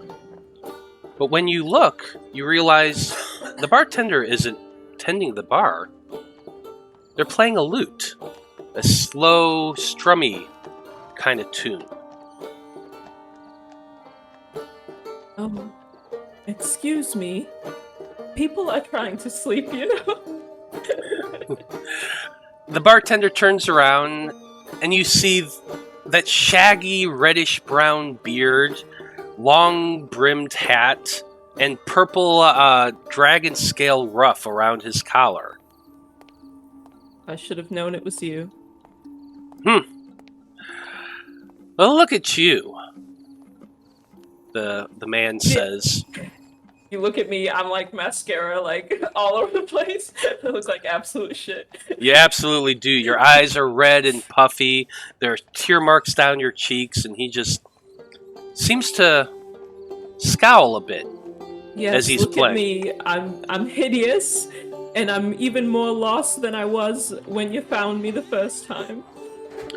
You do seem to be distraught. What's the matter? Oh, just a couple of dead friends. It may or may not be my fault. Yeah, that does sound kind of like a burden. The heavy burden. You know, friends are never really, truly gone. They're just out of place. You just gotta go find them again. That's easy for you to say when you can wander plane to plane and like it's nobody's business. I'm stuck here. Nobody's stuck anywhere. The road's right over there, and he kind of points with the neck of his lute towards the door to the inn. And the doors seem to move open on their own accord, blown like a wind. And you can just see the streets of Northimia out beyond. Anesthetic is chiming in poor Finn and sending a bunch of bits as the thought of resting in peace comes to mind. For Finn and Poor You know Finn there's a and poor curfew in this Turndown. town. Can't go outside, there's a curfew. Curfews don't mean a whole lot to a traveler. The only thing that matters is that open road. Sometimes you just gotta put your feet on them. Not worry about where they go. Just follow that trail. Feel like something you might need. Find yourself some closure. See where those friends of yours might have gotten off to. I think Fantine just kind of looks at him for a second, like trying to piece together what he's implying. And then she's like, I can just go, but I'm thinking about Shokan, like, I guess she does have new friends now to watch over her. I could find Finn, rescue his love. I suppose anything's possible. You never know where the road leads. Alright. I think she looks at her hands and because she doesn't want to just leave without saying anything, so she takes off that ring, the ring of warmth, and leaves it on the table for her friends to find as kind of a message. Okay. Alright, so just out the front door. You look and you realize that the man's no longer behind the bar. He's standing there leaning up against the door frame. Hands still playing with his lute a little bit, strumming along. He looks towards you, turns very, very, very obviously, looks away and looks down that road. And the road moves, goes past from that little spot right there, and seems to go off into the far distance. A reddish glow lingers a little bit there in that distance. And the wanderer looks up at you again, and as he does, that ruffled cuff of dragon scale that's on his neck seems to uncurl from around there and sits up on his shoulder. Seen this before. Blazenir has one of those. A little bit, but this is a pseudo-dragon. The pseudo-dragon, purple as it is, flies up a little bit, does a little circle around your head, and goes flitting off down out the door. Can we like look back at me and I suddenly have all my stuff? Yeah, absolutely. It's your dream. Whatever you want. Yeah, it's my dream. So yeah, I just suddenly have all of my stuff, and I sit on my broom and slowly, like, out the door, and I kind of watch him as I go, like, hey, I guess we're passing this threshold now. And you take those long, meaningful steps, not quite sure. And he's just kind of... The expression you see on his face is one of amusement. Yeah, but Is no mischievous amusement, correct? It's more of amusement at your hesitation. And his eyes kind of twinkle a little bit, and he just begins walking away. Out I the think door. Yeah, at the last second, she like speeds up because she really wants it. She wants to travel the plains. And you, with your glaive over one shoulder, your broom over another, you hurry, trying to catch up to this man.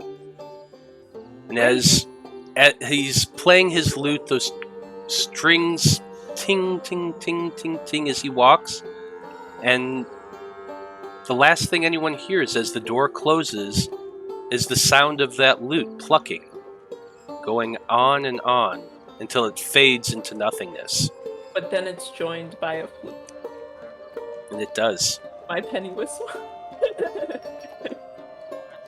And everybody, Blazenir, Cameron, Willow, Shokan, each of you have an odd dream of a man in a hat playing a lute, along with a woman in a very skin-tight outfit playing along with a penny whistle. Neither of them have face nor feature. It's more the music that you remember from your dream. But they seem to be wandering down a road, heading off on some unknown adventure. But you wake up feeling not sorrowful, but more understanding. Somber. More somber. But everyone else, you do waken from a long rest. Walk down the stairs into the inn, where you find an inn waking up as well. A bartender passing out mugs of hot tea or coffee, plates being served to a handful of patrons ordering their breakfast. Who gets up first? Willow will. Willow, you come down the stairs, and you see the inn in full swing. One table towards the end is empty, and you're able to head over there and grab a table. I'd probably get up soon after, because I'd probably wake up pretty early to, meditate and stuff. Okay. Absolutely. And I'm sure as your meditation ends, you head out down the stairs, looking for breakfast to see Willow there. Blazenir and Cameron probably a few minutes later. We don't wake up too late, but before we head downstairs, I grab him to help me back. Oh, definitely. We're gonna roll for this every session. Yes, we are. Put the cream on my back, please. Oh, Damn right we are. I've got to do this, don't I? I'm just saying, disease and infections. Huh? D&D, and Moisturize I'm sure me. as hell not about to Say it party out till- there. Wait, I just remembered I have a lesser restoration. Maybe that would help. It's just a restorative spell. I don't know if it actually. I'm just putting the cream on. And you help Cameron put the cream on before you both make it your way down to breakfast. The four of you are sitting there at the table, chatting amongst yourselves, and you realize Fantine never came down.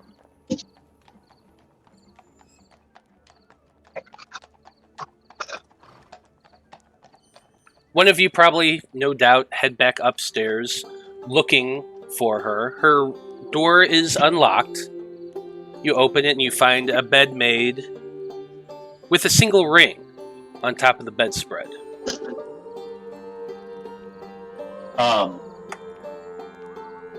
I'll just say I did it. Screw it. I'll pick up the ring and I'll come down all teary-eyed. Someone kidnapped Fantine! No, you gotta feel my energy in the ring. Yeah, the moment you pick up that ring, the memory of your dream does come to mind. You saw that woman walking away down the road, and it did remarkably remind you of Fantine. But with this ring in your hand, it's like, was that a dream? You're not entirely sure. Ah, yes, someone has kidnapped Fantine. I believe she just let me. She had a vibe going about her last night that wasn't. Never mind. It's fine. Giving off negative vibes.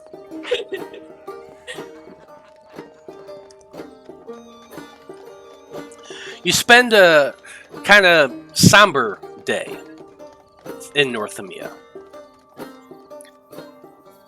You're welcome to do whatever anythings you'd like throughout the day, but eventually lunch does come, and Edmund does come and track you all down. You all meet up for lunch once again at the Harlequin's Giant. And as the young man steps forward and joins you at your table, Fantine's absence is pretty apparent. He asks you what happened to her, and you explain that she disappeared in the night, leaving her ring behind. The young man picks up the ring and kind of holds it in his hand and thinks about it a little bit. He does say, I had the feeling over the last few days that Fantine wasn't interested in assisting me. Not so much that she didn't want to help, but that she had her mind on other things. I can't say I'm surprised that she left. The king has told me a little bit more about my own circumstances and the things that are going on. He had sent a rider previously when we first left for Greenridge, and the scout that went there reported very odd things in Coltrest. The town seems to have not only human soldiers there, but other creatures as well guarding the town. Lord Veritude seems to have martial law declared in my town. The king is concerned by this fact. He does not believe that Lord Veritude will answer his summons and come to Northimia at all. No. Well, why would he? There was no point in actually summoning him, honestly. Well, I do understand. Took over your keep. I do understand him sending the request. Disobeying the king is a grievous crime, and him sending a missive saying "come here" for Veritude to fail to do is just politics. It's giving us a reason to get rid of him, which is what the king explained to me. There wasn't one before? And I don't understand your piratical world. Let's get this over with. Edmund kind of smiles and he says, well, that is what we're here to discuss, isn't it? The king has said that while he is sympathetic to my mission, he can't just send an army of soldiers to retake the town. Too many lives would be lost, and a siege on a walled keep such as my home could take months, if not years. He does offer some help, and he has given me some gold to purchase supplies and perhaps even hire help if we need it. But we're definitely going to need to find some additional help, I think.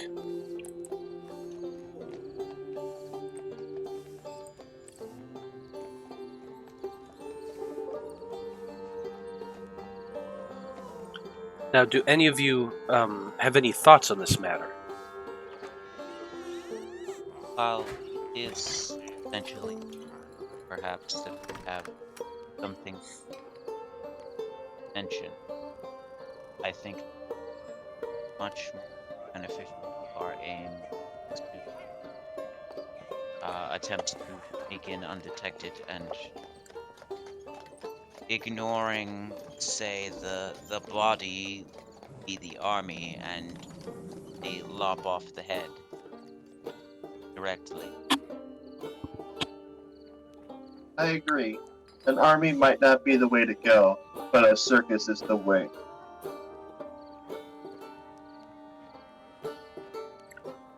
I'll talk to you about that later, Fantine. I know what you're saying.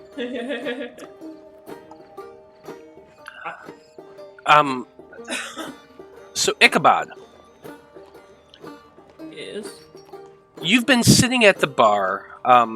You came in that morning for some breakfast. You have a plate of sausages and potatoes in front of you, and you've been eating. You've been hearing a lot of talk lately about a group of adventurers that wiped out a large, massive group of necromancers, and they're summoned beings.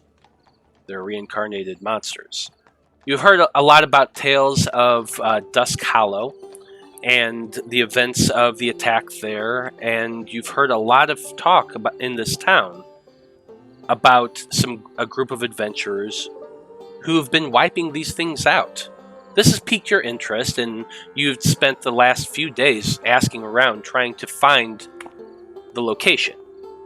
Mhm. Your inquiries eventually led you to the Harlequin's Giant, where you set up shop, and you decided to wait a day or so. This morning, you're eating your breakfast, and you hear talk of those undead once again from a table just a little bit to your south. Of those events about Dusk Hollow. Well, you heard them talking about Coltras Keep. You've heard them talk about undead that are currently there and acting as guards. That's what I was trying to say. If you didn't catch all that, Yeah. that the undead are basically roaming this town and protecting it as well, and this keep is under siege. Okay. I think I spin around in my chair, and I say to these people, "Excuse me, sorry to interrupt your conversation, but I couldn't help but overhear you talking about needing some help dealing with undead. You wouldn't happen to be this debauchery circus I've heard so much about?" I don't know if I would quite classify us as a circus anymore, but that is I'm term the only. referred to us, yes. Well, if that's so, and you do know about Dusk Hollow, I would be interested in speaking with y'all. Forgive me, I haven't introduced myself. My name is Ichabod Sykes. I'm a servant of the Father, and he takes off his hat. So yeah, why don't you go ahead and describe yourself a little bit, Ichabod? Ichabod is a man of domineering stature, not quite as tall as Blaznier, of course. He's 6'2", but he wears 2-inch heels, so he's 6'4". He has brown hair and eyes. He has tan skin that's kind of leathery from years of working in the sun. He's like late 30s, about to hit 40. He wears his hair long and tied back, and for facial hair, he's got like a beard, like a chin strap beard, and a mustache, groomed so they don't connect. Oh God! Oh! Oh yeah, he's very well groomed in the facial region. But he wears split armor with a padded black tunic with some leather straps. He wears these trousers tucked into like those tight black leather boots with spurs on them. So he goes ting ting ting as he walks around. And then he has that wide-brimmed, very Puritan style hat. And then he is also wearing a layered cape with the symbol of the Father emblazoned on the back, just like I think we saw them in this bar. We saw a bunch of Father servants in here with big capes. So much like theirs, but a little different. Yeah, Shokan would definitely recognize that same cape. Yeah, so yeah, you definitely recognize that symbol. And I do introduce myself as Ichabod Sykes, the servant of the Father. Do you mind if I take a seat at your table? Edmund kind of looks around to the rest of the group, and As long as no one has any objections, absolutely. You say you heard about exploits at Dusk Hollow. Yes, indeed I did. You see, I am on a quest of my own to end this scourge of necromancy across these lands, which is quite a large ask for a single man, so I could use some help myself. Perhaps it would behoove us to help each other. In fact, I'm a foreigner here, so I wasn't quite sure where to start before I heard rumors of you. You're a foreigner? We don't like your types right here. Nah, Skeeter, they ain't harming anybody. Yeah, since I'm a long way from home, I'll just say that. Well, my name is Lord Edmund Coltrast, and we do indeed have a bit of an issue with the undead. We've tangled with these necromancers before, and we believe that they are currently holding my land hostage. And we have a quest to free it, as it were. We are looking for additional support. Well, I do believe the gods put you in my path because undead happens to be my specialty. It's a pleasure to meet you all. I look around the table to get names, but first I'm going to look at Blazenir. Brother? I'm not your brother. I'm Blazenir for now. Well, it's a pleasure to meet you, Blazenir. Yeah. And then I look at Willow and I nod and I say sister.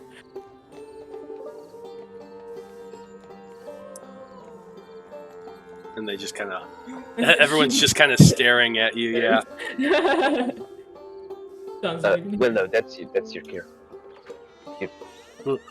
Blazenir's, Willow. yeah, Blazenir's nudging her, but... Cat got her tongue, I guess. Either that or John is muted, one of the two. Friends. But yeah. I imagine you all introduce yourselves. Yeah. Sorry, I was middle trying to Brandie. pop my whip back in. She'll nod, not say a word like I literally just did a second ago, but just nod. Nods politely. And If you heard me screaming in pain, would not be great for the stream. Edmund introduces Shokan and Cameron as well, because he picked up that you didn't even look at them, and so he points them out very, very... I gave him a glance over. I didn't see Cameron, because he's too low in the chair.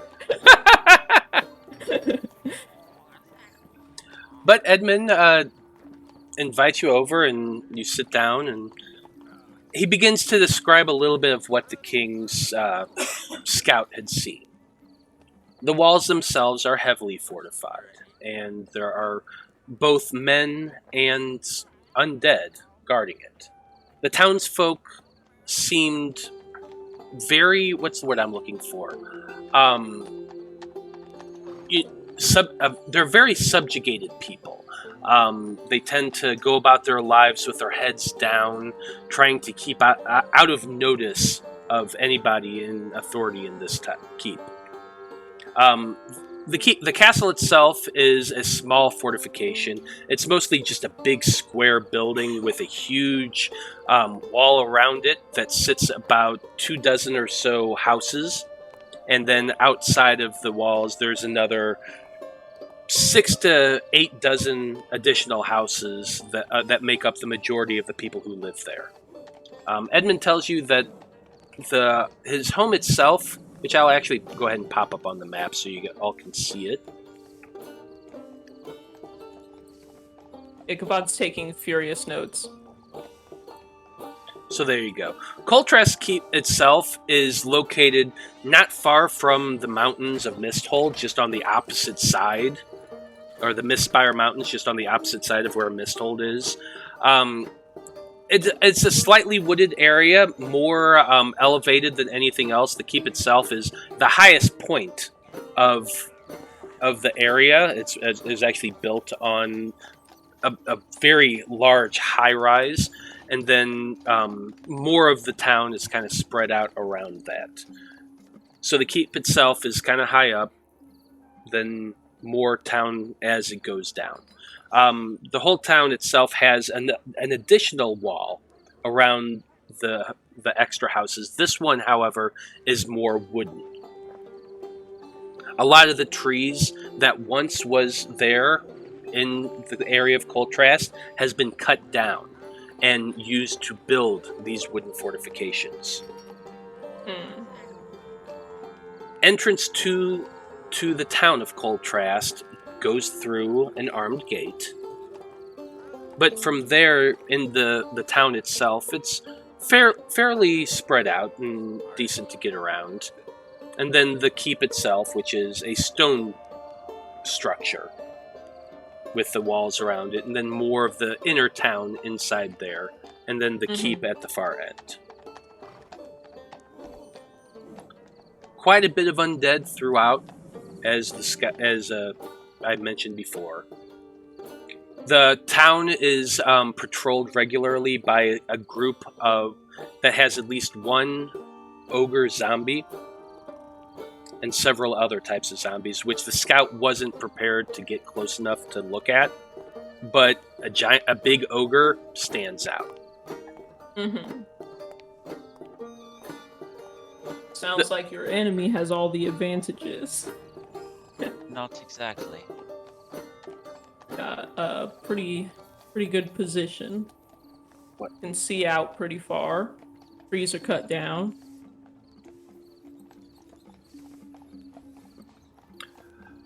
You seem to be the type who's experienced in warfare. Is that accurate, Ichabod? Indeed it is. I just finished a 2-year stint on a wall of my own. Down in the kingdom of Golfarin. Now, why does that sound like prison? That's not what it was. So I guess it was a prison of my own making. But yes, I fought undead on a wall in Golfarin that stands between a portal to the Shadowfell and the happy, kind folks of my country.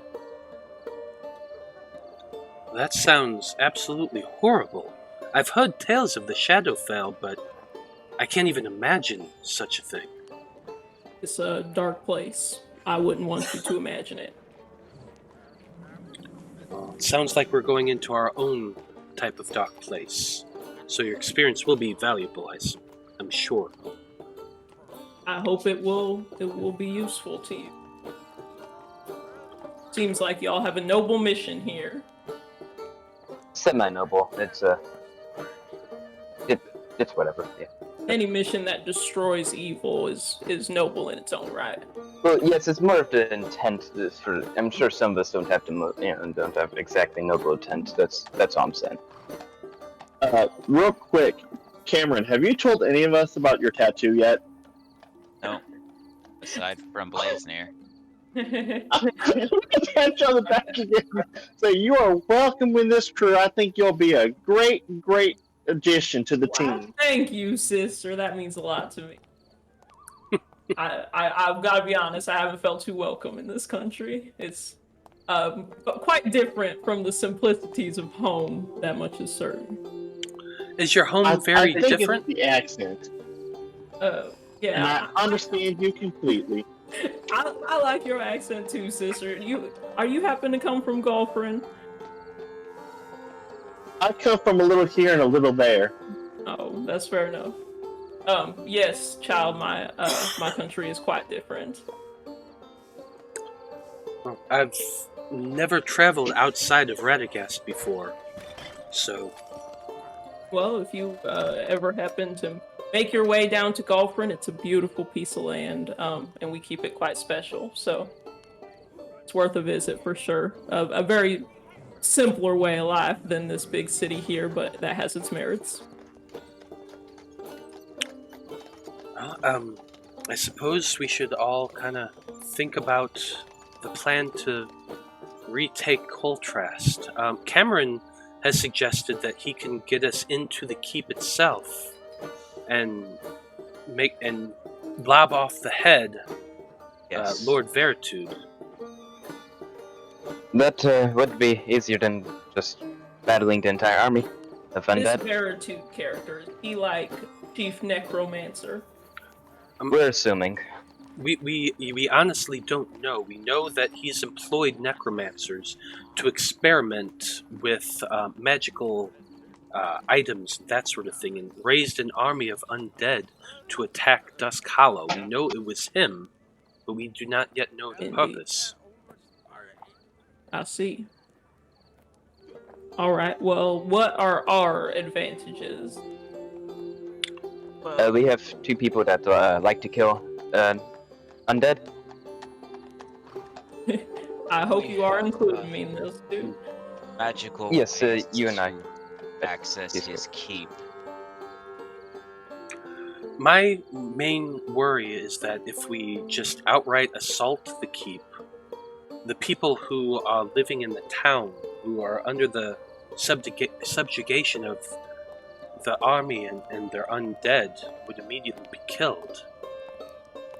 Perhaps we could enlist the aid of the people to help us, or at the very least, get them to a place that they can help. Like that idea. An evacuation mission. Save who we can, recruit the others who will join. Merely must be cautious, so as not to allow our foe gain time by realizing having air fences. Indeed. I feel like if this guy is a necromancer, he would have ways of knowing that we're there anyway. Well, it sounds like normal people still live in the town, right? Well, yes, I'm talking about Chief Necromancer guy. He might find out that we're there, regardless of. Does he If we know tried you to match. personally? But I don't know. If we could infiltrate the town and blend in with the common folk long enough to evacuate or share with them our plan, then I don't see any reason why I guess he could recognize this child in Gesture Sedman. He hasn't seen me for over a year now. He thought I was dead until the orcs told him I wasn't. I think that's where I can become an assist with that. And I'm gonna, in front of you guys, I'll hold my arm up and I'll transform it into a orc's hand. I'll wave and then I'll snap and I'll have to go back to being my normal hand. Well, that was probably one of the weirdest things I've ever seen in my entire life. That was actually very impressive, Willow. I've never seen anyone transform like that before. I can transform into animals, and I've done it multiple times. Well, I mean, another humanoid. That's fair. I guess it's time to come clean. I am what they call a changeling. Saying there are things out here that can appear to be human that aren't human. How is it you are able to look as you? I thought that changing their shape to that of their own size. I'm unique. Let's just leave it at that.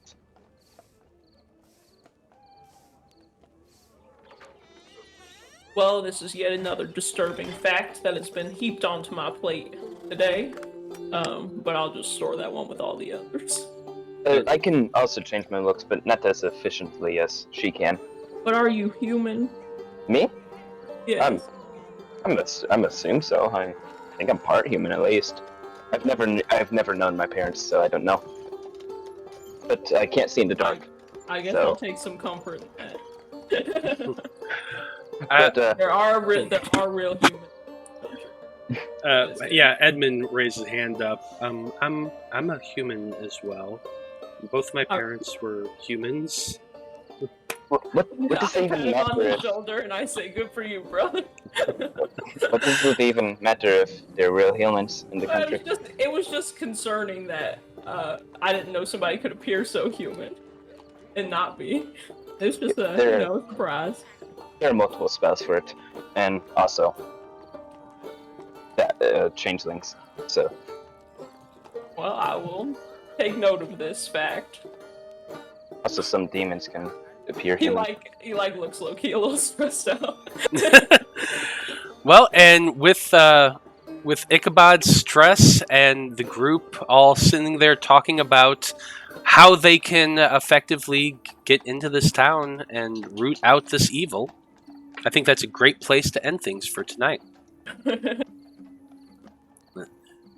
So, a lot to think about. I'm going to give you guys the week to consider, and I'll actually type out the information I just gave you and send it to you, the details that the scout gave about the town. That way you can all think about and plan out what you actually want to do.